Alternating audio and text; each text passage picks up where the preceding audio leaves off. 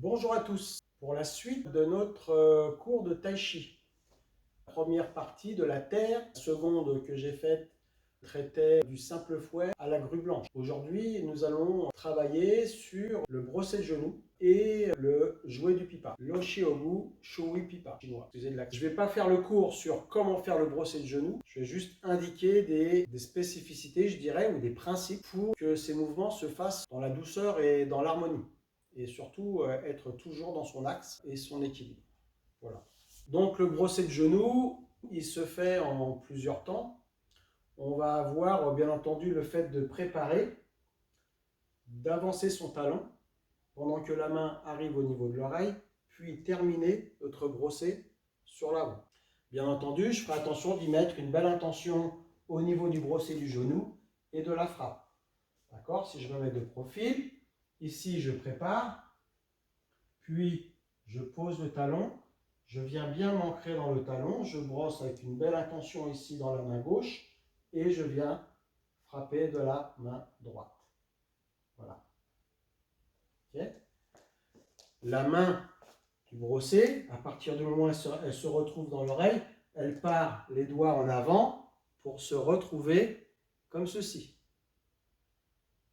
sur l'avant. Et on fera toujours attention, bien entendu, d'être à peu près dans l'axe du corps. On ne va pas être sur les côtés. Okay. La main dans le brosser, elle est là. Voilà. Voilà. Ça, c'est dans les grandes lignes, hein, je dirais, mais des points relativement importants.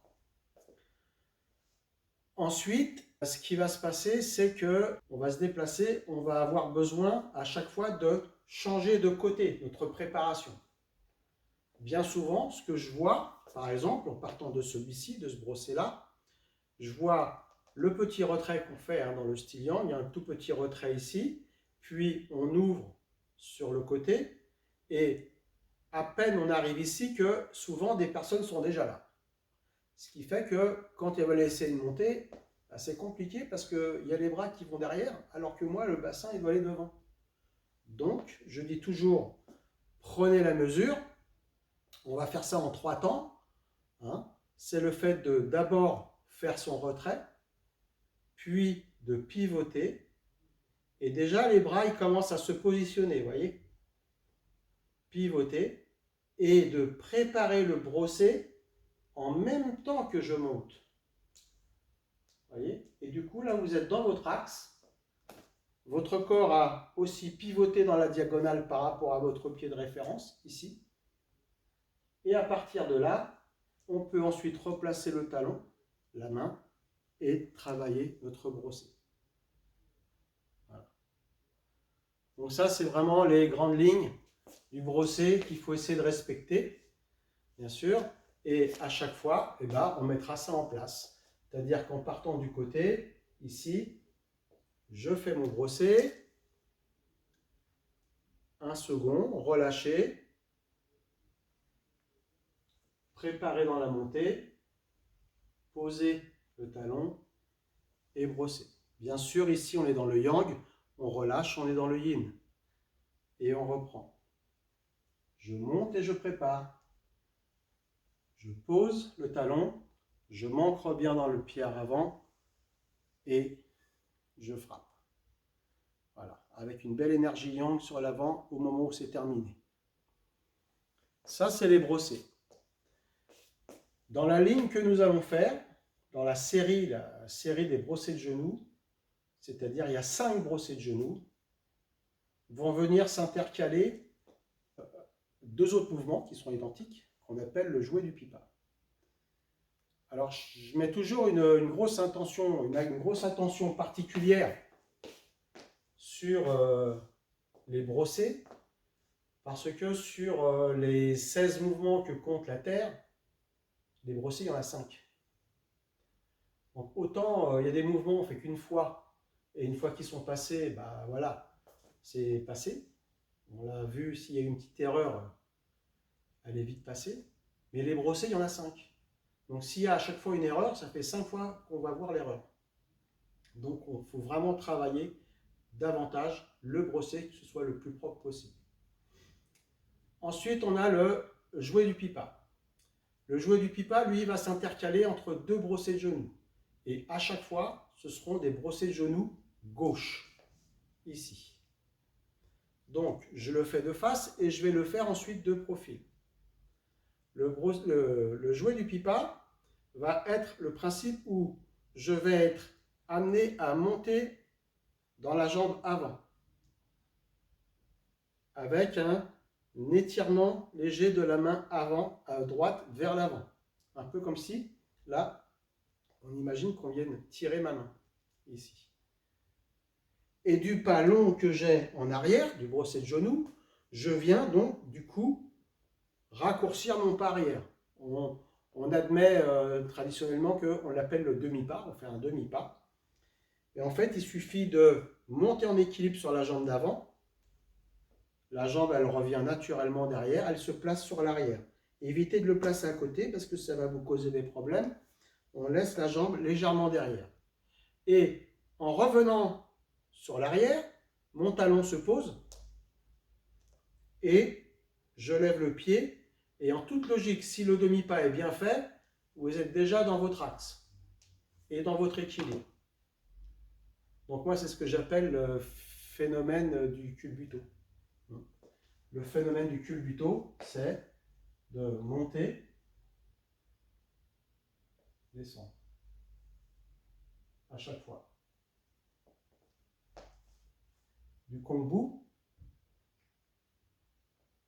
ici, je monte, équilibre, et d'ici, je reviens, équilibre. Ensuite, on a le travail dans les mains. Donc, dans les mains, ici, au brosset, je viens d'abord en montant sur ma jambe gauche, vers l'avant. La main droite se tend légèrement vers l'avant. Et la main droite étant tenue, j'ai mes épaules qui sont légèrement décalées, l'épaule droite légèrement vers l'avant. Je reviens vers l'arrière, je viens poser mon poids dans la jambe arrière, et là je vais faire jouer ici le travail de pivot. Je tire la main droite vers l'arrière, mais pas en ramenant la main droite, en pivotant dans la taille, le yaourt. Je viens pivoter. Et en pivotant, ça vient vraiment inscrire le poids et positionner le poids davantage dans la jambe arrière. Je suis bien, je me retrouve donc bien ancré dans la jambe arrière. J'ai plus qu'à monter la main gauche qui va entraîner le genou gauche. Monter. Voyez. Puis ensuite, j'ai plus qu'à relâcher la jambe gauche et poser le talon. Voilà. Et là, mon jouet du pipa est prêt. Je suis dans la jambe arrière, ici. Je ne suis pas appuyé devant, puisque vous voyez, je peux garder mon équilibre ici, je peux revenir et je suis ici comme ceci, avec les bras, jouet du pipa. D'accord? De profil. 1, 2 et 3. Et lorsque je termine, je laisse descendre le bassin légèrement, je viens m'asseoir, m'appuyer dans la jambe arrière et j'ai les mains avant qui poussent légèrement vers le ciel. Voilà. Et bien sûr, la tête connectée au ciel. Restez droit. Voilà. Pour le jouet du pipa. Maintenant, qu'est-ce qui va se passer? On va partir de la grue blanche pour rejoindre tous ces éléments ensemble. Donc 5 brossées de genoux, 2 jouets du pipa.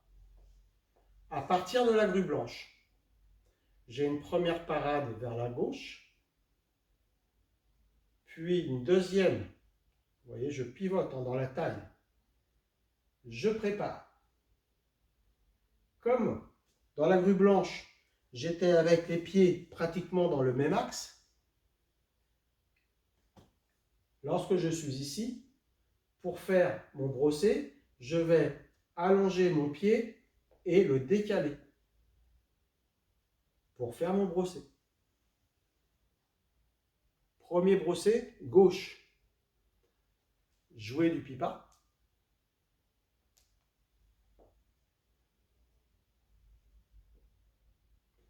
De nouveau, un brossé de genou. Comme j'ai la jambe gauche en avant, c'est elle que je vais ravancer. Donc je vais préparer à droite, puisqu'on va refaire un brossé de genou gauche. Et dans le même cas, lorsque je mets la main à l'oreille, je redécale légèrement mon pied pour conserver un écart entre les pieds, pour faire mon brossé de genou gauche. Voilà. Après ce deuxième brossé, viennent deux autres brossés, où là je vais avoir un brossé de genou droit. Je reviens en arrière pour éviter de rentrer dans la caméra.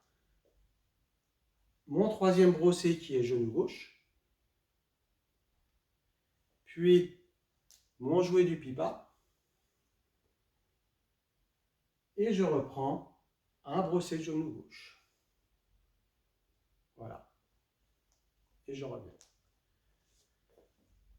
Donc en travaillant correctement le brossé de genou en ligne, faire des jibengong, faire des mètres et des mètres, pour marcher à la maison, dans le jardin, à l'entraînement, en cours. On marche, on fait des jibengong jusqu'à temps que ce soit bien acquis, que ce soit fluide et que tout soit bien mis en place. Pareil pour le jouet du pipa. Les transferts de poids. Voilà. Et quelque chose de doux, de fluide. Une fois qu'on a bien ces deux composantes-là, on vient construire la ligne que je viens de vous réaliser. C'est-à-dire un brossé de genou gauche, un jouet du pipa. 3 brossés de genoux, gauche, droite, gauche. Un jouet du pipa et le dernier brossé de genou gauche. Donc vous voyez, sur 16 mouvements, là, on en a fait 7. C'est pas tout à fait la moitié, mais presque. Donc travaillez bien cette ligne-là parce qu'elle va être assez visible. En tout cas pour les gens qui connaissent. Et puis faites-vous plaisir, quoi. Faites-vous plaisir, c'est une ligne qui est très sympa à réaliser.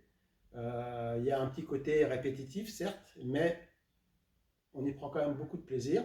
Si vous avez des questions, n'hésitez pas. Les commentaires, c'est fait pour ça. Un petit like.